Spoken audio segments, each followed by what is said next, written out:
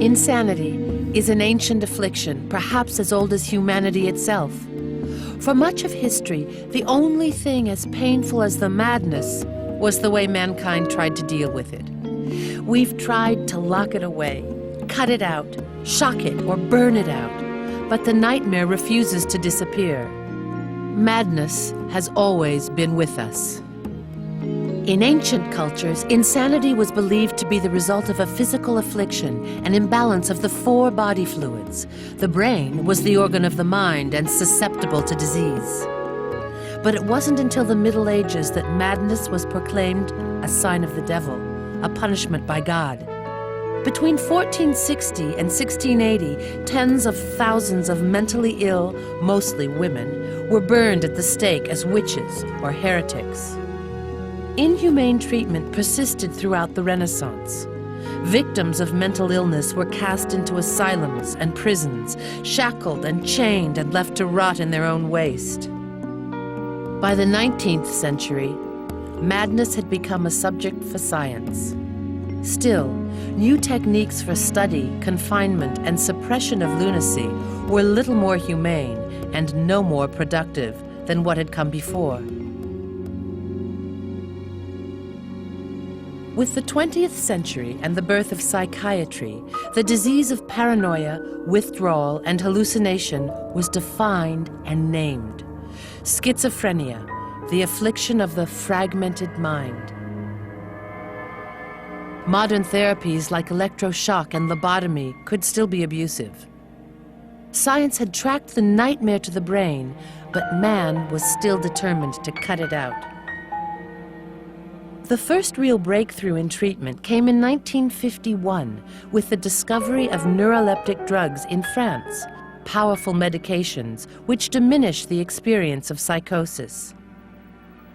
Numbed by these powerful drugs, people with schizophrenia could return to a life outside of the walled institutions.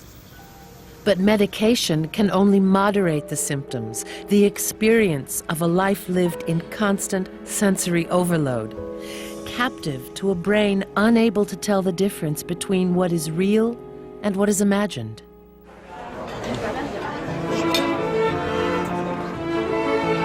Imagine a world where a busy restaurant feels like the front lines of a battlefield.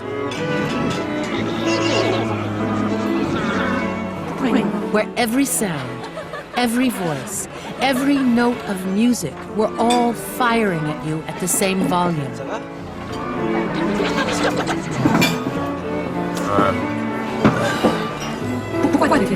Ça va pas, toi?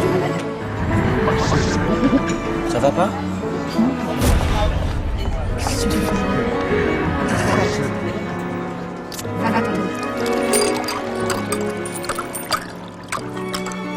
Imagine that in every glance you felt people were reading your mind, injecting thoughts into your head. That all of those imagined voices inside of your head are screaming at once in a language you don't understand. Excusez-moi, monsieur, vous désirez un apéritif? Imagine living trapped in a world with no boundaries between self and other. No border between your own thoughts and the thoughts of others.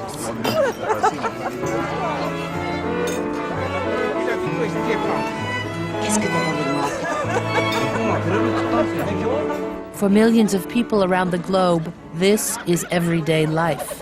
Life in the world of schizophrenia.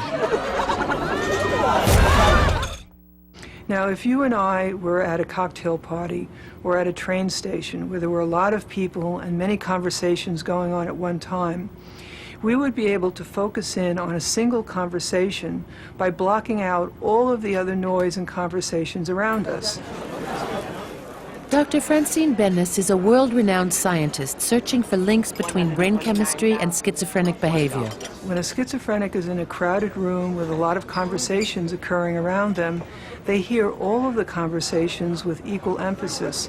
It becomes absolutely overwhelming to them, and the only way that they can take control over the amount of sensory information that's entering their brain is to run out of the room. Victims of schizophrenia live in fear.